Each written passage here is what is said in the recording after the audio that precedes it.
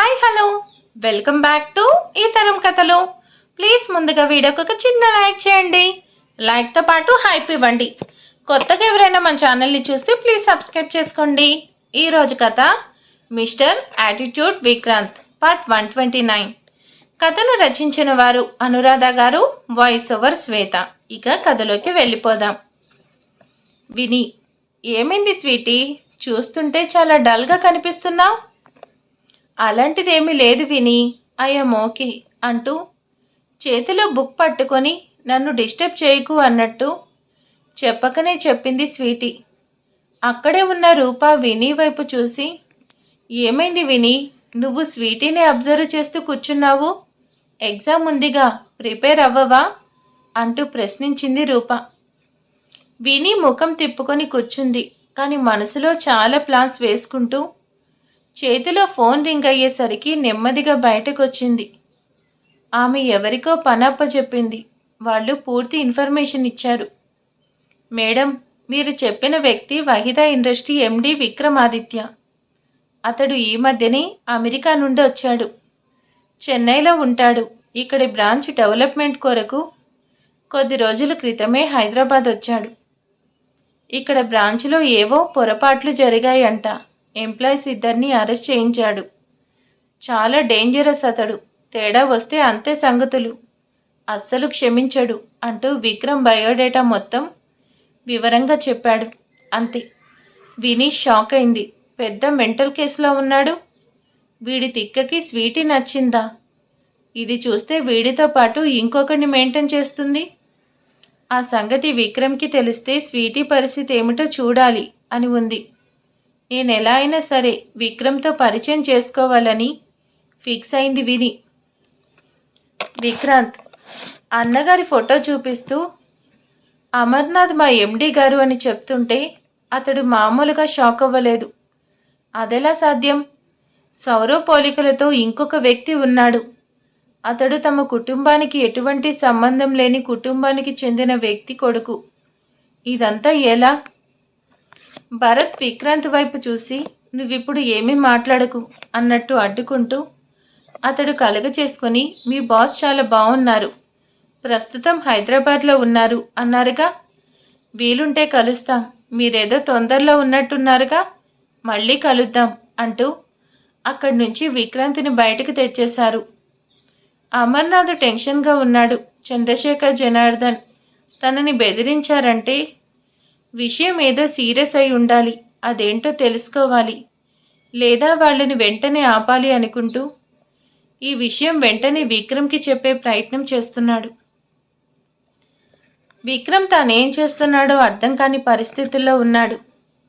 మనసంతా స్వీటీ నిండిపోయింది. చేసే పని మీదే శ్రద్ధ లేకుండా పోయింది. అంతేకాదు, విక్రమ్ ఒక నిర్ణయానికి వచ్చాడు. అందుకే ప్రస్తుతం స్వీటీ కాలేజీలో అడుగుపెట్టాడు. విక్రమ్ అక్కడికి రావడమే ఒక విషయం తెలిసింది. స్వీటీ అసలు పేరు ఆదిలక్ష్మి అని. ఆమె తనని ఆదిత్య అంటుంటే అతడికి ఎంతో నచ్చింది. అలాగే స్వీటీ అసలు పేరు కూడా అతడికి చాలా నచ్చింది.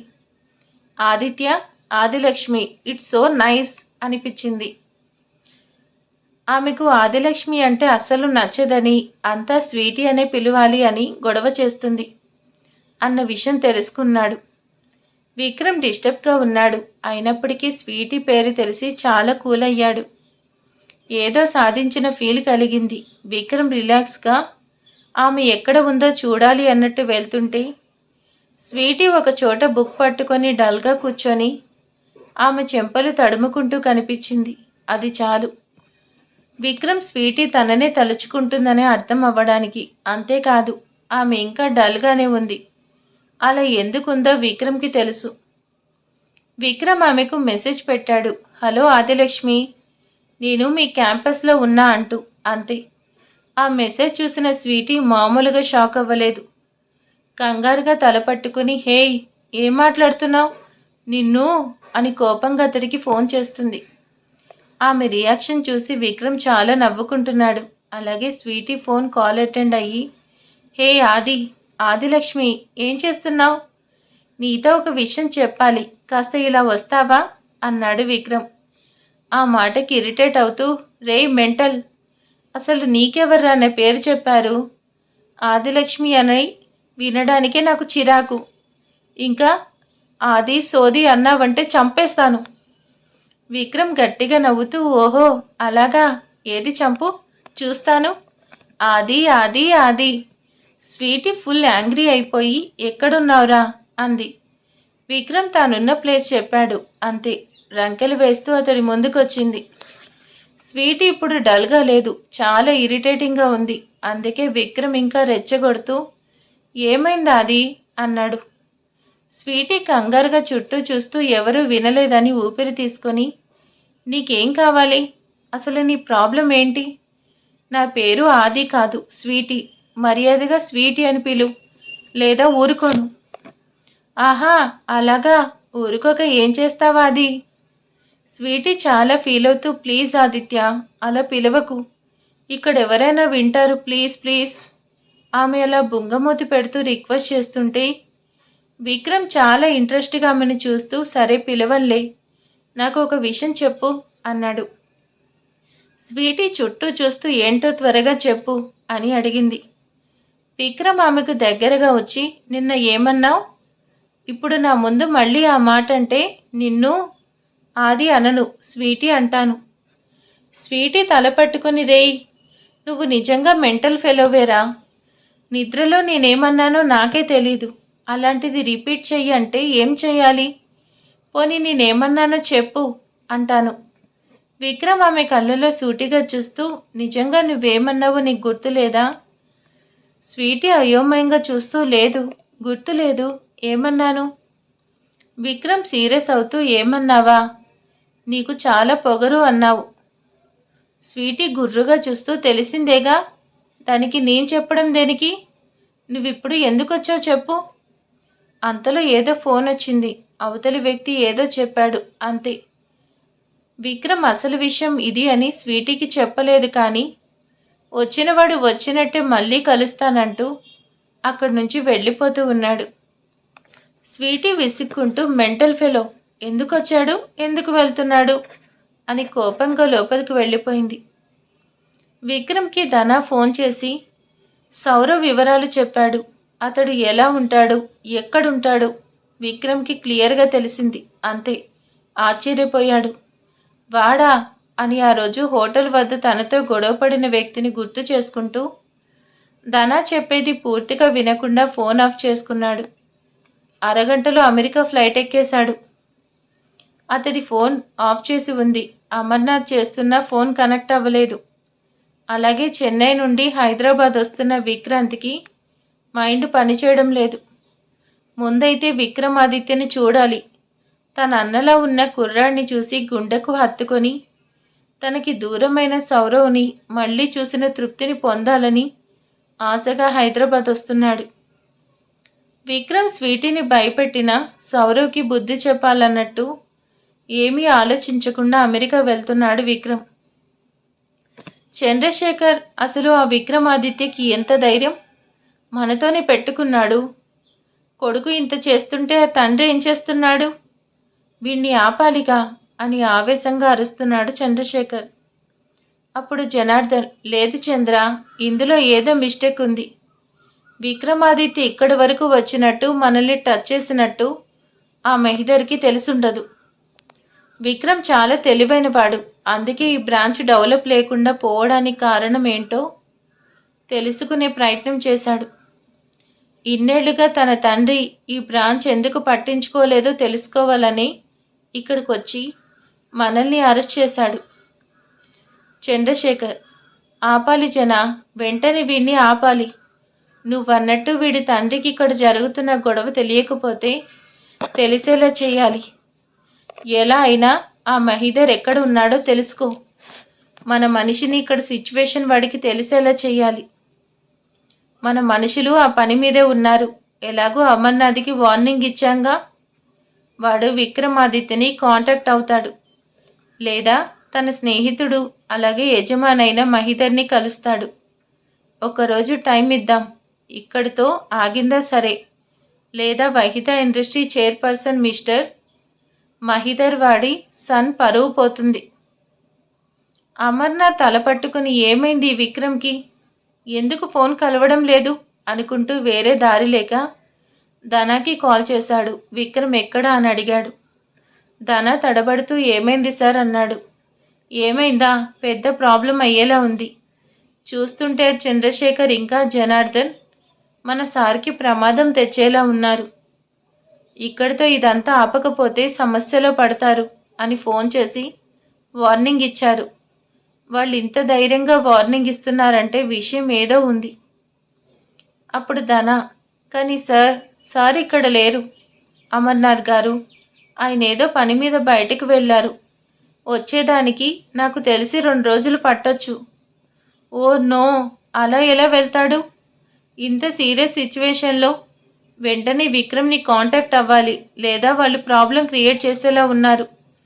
లేదు సార్, విక్రమ్ సార్ ఫ్లైట్లో ఉండుంటారు, మనం వెంటనే కాంటాక్ట్ అవ్వలేం. అమర్నాథ్ తల పట్టుకుని ఓకే నేను వస్తున్నా, ముందైతే ఆ చంద్రశేఖర్ జనార్దన్తో నేను మాట్లాడాలి. విక్రమ్ వచ్చే వరకు ఎలాంటి నిర్ణయం తీసుకోవద్దని అడుగుతాను. అలాగే వాళ్ళు రివీల్ చేసే సీక్రెట్ విక్రమ్కి చెడు తెస్తుంది అన్నట్టయితే నేనే వాళ్ళకి బెయిల్ ఇప్పిస్తాను. విక్రమ్ని ఇక్కడితో అంతా ఆపాలి అని అడ్డుకుంటాను. నేను ఇప్పుడే అక్కడికి వస్తున్నా అంటాడు అమర్నాథ్. అప్పుడు ధన, అసలు ఈయనకి ఏమైంది? నేను సౌరవ్ వివరాలు చెప్పిన వెంటనే ఫోన్ ఆఫ్ చేశారు. నాకు కూడా అదే అనిపిస్తుంది, ఈయన అమెరికా వెళ్ళారేమో అని. అదే నిజమైతే ఏదో జరగబోతుంది అనుకుంటాడు ధన. విక్రమ్ చాలా సంవత్సరాలు అమెరికాలోనే ఉన్నాడు. అతడికి అక్కడ అన్ని ఏరియాలు అతడికి తెలుసు, అలాగే చాలామంది తెలుసు. అందుకే వెంటనే అక్కడికి స్టార్ట్ అయ్యాడు. అనుకున్నట్టే సౌరవ్ అమెరికా చేరుకున్నాడు. తన తల్లిని నమ్మించే ప్రయత్నంలో ఒక హౌస్ తీసుకొని అందులో స్టే చేస్తున్నాడు. సంజయ్, వరుణ్, అరుణ్, సౌరవ్ నలుగురు ఫ్రెష్ అయ్యారు. రిలాక్స్గా అక్కడి నుండి సౌరవ్ తన తల్లికి కాల్ చేశాడు. అనన్య సౌరవ్ మాటలు వినగానే చాలా ఎమోషనల్ అవుతూ ఉంది. వెంటనే అతన్ని చూడాలని గొడవ చేస్తుంది. సౌరవ్ విసిగ్గా ఓకే మామ్ రండి, నేను ఇక్కడే ఉన్నాను కదా, చూసి వెళ్దురు అన్నాడు. అనన్య మాత్రం సౌరవ్ని తనతో తీసుకువెళ్ళాలి అనుకుంటూ అమెరికా స్టార్ట్ అయింది. ఆమెతో తోడుగా గాయత్రి కూడా వెళ్ళింది.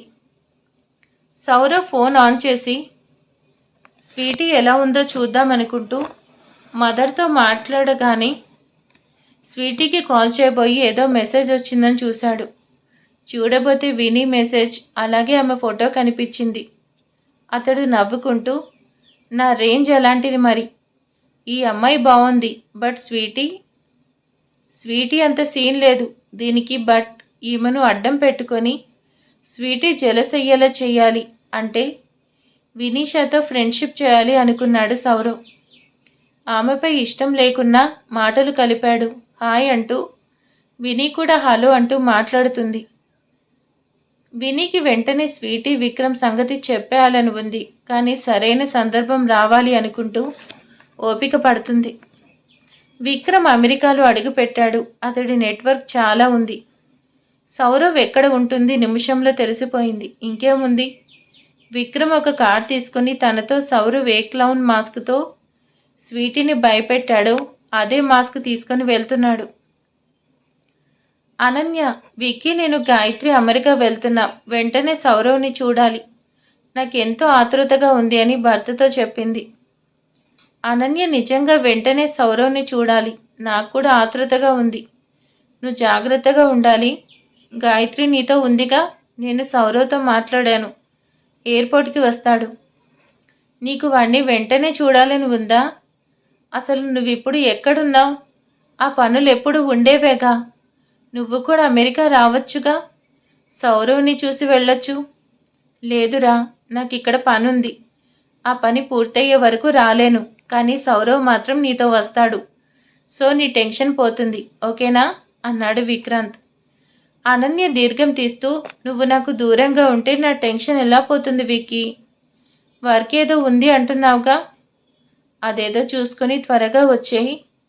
నువ్వు రాగానే సౌరవ్కి ఆఫీస్ బాధ్యతలు అప్పచెప్పేద్దాం, ఇంక వాడు ఎక్కడికి వెళ్ళడు.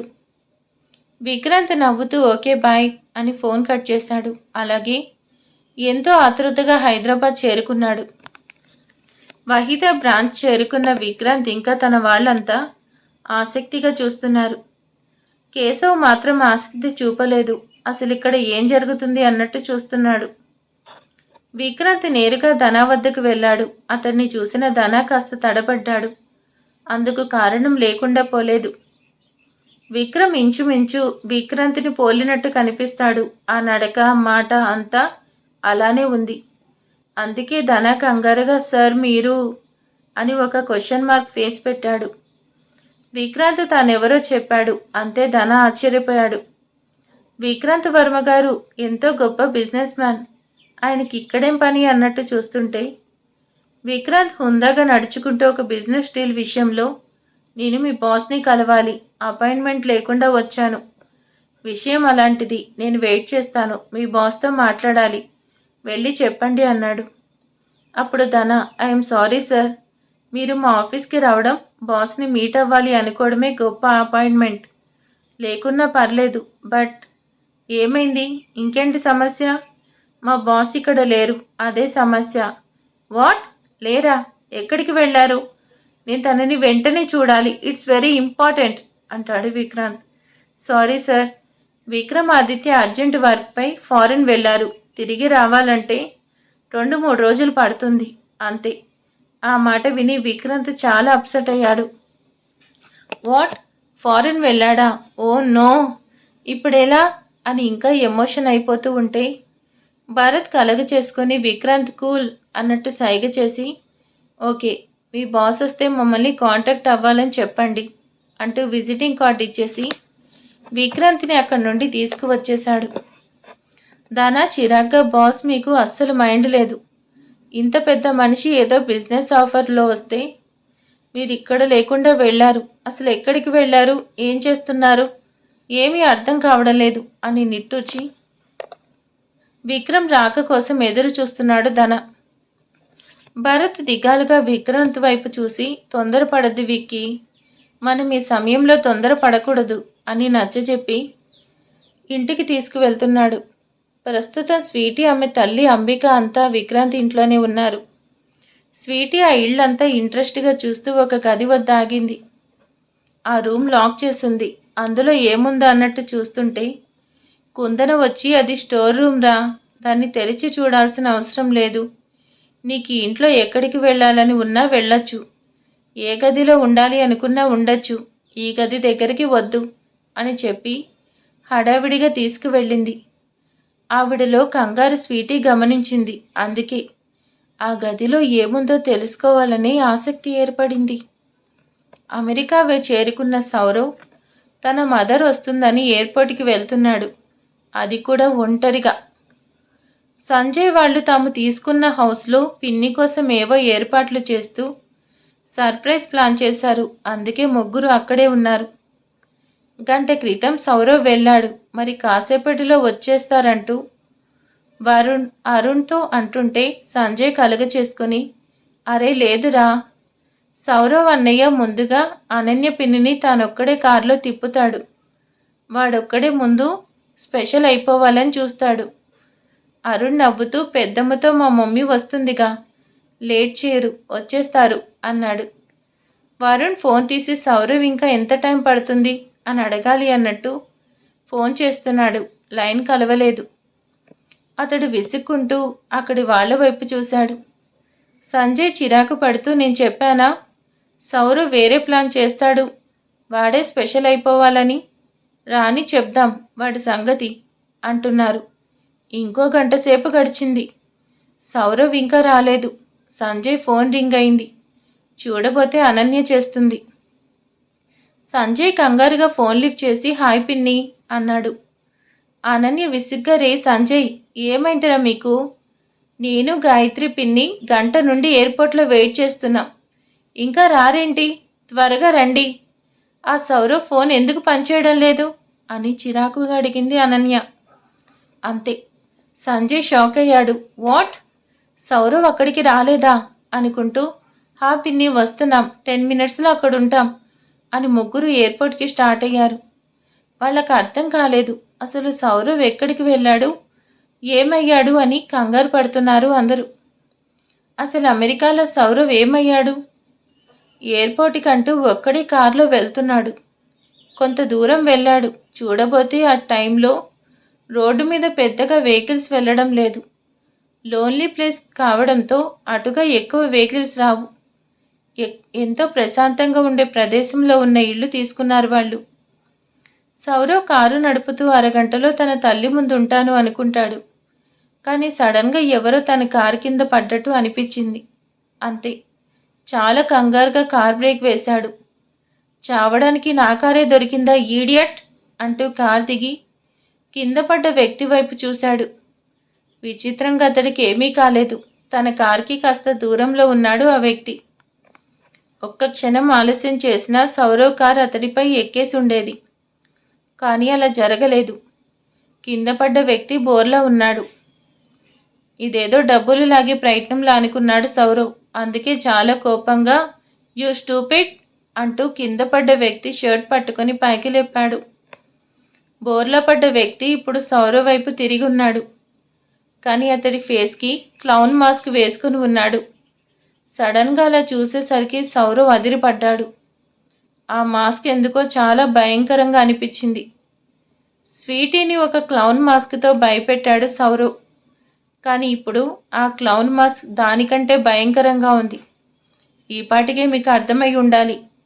విక్రమ్ ఆ మాస్క్పై ఇంకాస్త మేకప్ వేసి సౌరవ్ని షాక్కి గురి చేశాడు. సౌరవ్ పట్టుకున్న షర్ట్ గబుక్కును విడిచి వెనక్కి అడిగేశాడు. ఆ మాస్క్ వేసుకున్న వ్యక్తి నవ్వుతూ భయం వేసింది అన్నట్టు చూస్తుంటే సౌరవ్ తడబడుతూ who are you man, what is this అని అడిగాడు. ఆ ప్రశ్నకి అవతలి వ్యక్తి ఏమీ చెప్పలేదు. ఒక్క మాట కూడా మాట్లాడలేదు. క్షణం ఆలస్యం చేయలేదు. ఒక్క పంచ్ ఇచ్చాడు. ఫేస్ పంచ్కి సౌరవ్ కళ్ళు బయర్లు కమ్మాయి. ముక్కమ్మడ బ్లడ్ వస్తుంటే ఊహించని అటాక్తో షాక్ అయిన సౌరవ్ తేరుకునే ప్రయత్నం చేస్తుంటే స్వీటీ ప్రమాదంలో పడబోయిన సంఘటన గుర్తు చేసుకుంటూ విక్రమ్ ఏమాత్రం గ్యాప్ ఇవ్వకుండా అతడి మీద దాడి చేస్తున్నాడు. చాలా దారుణంగా కొట్టేసి సౌరవ్కి తిరిగి కొట్టే అవకాశం ఇవ్వకుండా ఎత్తి కుదేశాడు. సౌరవ్ దెబ్బలు తింటూ అనుకుంటూ వీడెవడో సైకోలా ఉన్నాడు అనుకుంటూ ఆ మాస్క్ తీసే ప్రయత్నం చేశాడు. కానీ విక్రమ్ ఛాన్స్ ఇవ్వలేదు. చావగొట్టి రోడ్ సైడ్ ఉన్న చెట్ల మధ్యకు విసిరేశాడు. విక్రమ్ కొట్టిన దెబ్బలకి మనిషి ప్రాణాలు పోవు, కానీ కోలుకునేదానికి కనీసం 1 రోజులు పడుతుంది. ఒళ్ళంతా కమిలిపోయి రక్తం చిమ్ముతూ సౌరవ్ స్పృహ లేకుండా పడిపోయాడు. అతడి కళ్ళు మూతలు పడుతుంటే ఏదో మసకగా కనిపిస్తుంది. క్లౌన్ మాస్క్ వేసుకున్న వ్యక్తి ఇంకోసారి నాకు తిక్క రేగిందో నీ అంతు చూస్తాను అన్నట్టు వార్నింగ్ ఇస్తున్నట్టు చేతివేలు చూపించి అక్కడి నుండి వెళ్ళిపోయాడు విక్రమ్. సంజయ్ వాళ్ళు అనన్య, గాయత్రి ఎయిర్పోర్ట్లో ఉన్నారని వాళ్ళని రిసీవ్ చేసుకునే ప్రయత్నం చేస్తున్నారు. మార్గమధ్యంలో సౌరవ్ కార్ రోడ్డు మీద ఆగి ఉండడం, అక్కడ అమెరికన్ పోలీసులు ఉండడం ఏదో జరిగింది అన్నట్టు కనిపించింది. సంజయ్ కంగారుగా కార్ బ్రేక్ వేశాడు. అంతా వెళ్ళి చూస్తే సౌరవ్కి గాయాలైనట్టు, అతన్ని హాస్పిటల్కి చేర్చినట్టు తెలిసింది. అంతా షాక్ అయ్యారు. ఏంటిలా జరిగింది అనుకుని ఇప్పుడు ఏం చేయాలి, అసలు ఏం జరిగింది అన్నది అర్థం కాలేదు సంజయ్, వరుణ్, అరుణ్ని. ఎయిర్పోర్ట్కి వెళ్ళి అనన్య పిన్నిని తీసుకురమ్మని తను హాస్పిటల్కి వెళ్తున్నా అన్నయ్య ఎలా ఉన్నాడో చూడాలని హడావిడిగా వెళ్ళిపోయాడు సంజయ్. వాళ్ళు బాధపడుతూ ఎయిర్పోర్ట్కి వెళ్ళారు. అక్కడ కాసేపటి క్రితం జరిగిన సంఘటన, ఎవరో ఒక వ్యక్తి ఒక పని పూర్తయింది అన్నట్టు ఇంకా వచ్చిన దారిని వెళ్ళిపోవాలన్నట్టు ఎయిర్పోర్ట్లో నడుచుకుంటూ ముందుకు కదిలాడు. సడన్గా ఒక మహిళ తనకి అడ్డంగా వచ్చి అనుకోకుండా చూసింది. అతన్ని చూసిన ఆ మహిళ షాక్కి గురై అతడికి దారివ్వకుండా ఉంది. అతడు మరెవరో కాదు, విక్రమ్. ఆమె వైపు విక్రమ్ ఒక విచిత్రమైన ఫీలింగ్ కలిగినట్టు చూస్తూ మేడం ఎక్స్క్యూజ్ మీ అన్నాడు. అనన్య అలాగే నమ్మలేనట్టు చూస్తూ ఉంది. విక్రమ్ ఇబ్బందిగా ఒక నవ్వు నవ్వి ఆవిడ వైపు అలాగే చూస్తూ పక్క నుండి వెళ్ళిపోతున్నాడు. అప్పుడు వచ్చింది అనన్యకు స్పృహ. అచ్చం తన బావగారిని పోలిన వ్యక్తి తన ముందు నుండి వెళ్ళిపోయాడు. అంతేకాదు, ఆ వ్యక్తితో తనకి అనుబంధం ఉన్నట్టు అనిపిస్తుంది. గాయత్రి డ్రింకింగ్ వాటర్ తీసుకువస్తాను అని వెళ్ళొస్తుంది. అనన్య అటుగా పరుగులు పెట్టడం చూసి కంగారుగా వచ్చి చెయ్యి పట్టుకొని, అక్క ఏమైంది అని అడిగింది. అనన్య తడబడుతూ సౌరవ్ సౌరవ్ అంటుంది. ఆ మాట విక్రమ్ వరకు వెళ్ళలేదు. గాయత్రి విక్రమ్ని చూడలేదు. విక్రమ్ ఇండియా ఫ్లైట్ ఎక్కడం, అతడు వెళ్ళిపోవడం జరిగిపోయింది. గాయత్రి అయోమయంగా చూస్తూ, అక్క సౌరవ్ లోపల ఎందుకుంటాడు, వస్తాడు, మనం బయటికి వెళ్దామంటూ బలవంతంగా తీసుకొస్తుంటే అరుణ్ ఎదురు వచ్చి సౌరవ్ అన్నయ్యకి చిన్న యాక్సిడెంట్ అయ్యింది, హాస్పిటల్లో ఉన్నాడు అని చెప్పారు. అంతే. అనన్య అప్పటికే షాక్లో ఉంది. ఆ మాట వినగానే అక్కడికక్కడే కళ్ళు తిరిగి పడిపోయింది. మరి నెక్స్ట్ ఏం జరుగుతుంది? ఇక్కడి నుండి కథ ఎలా మలుపు తిరగబోతుంది? ఇక రాబోతున్న ఎపిసోడ్లో చాలా ఇంట్రెస్టింగ్గా ఉంటుంది. ఏం జరగబోతుందో గెస్ చేసి కామెంట్ చేయండి, లైక్ చేయండి. Thank you.